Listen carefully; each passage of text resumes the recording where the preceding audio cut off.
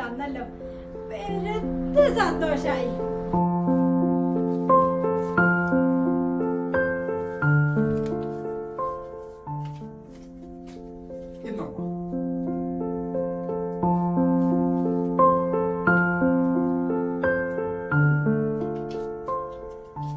മോനെ മോൻ വെച്ചോ.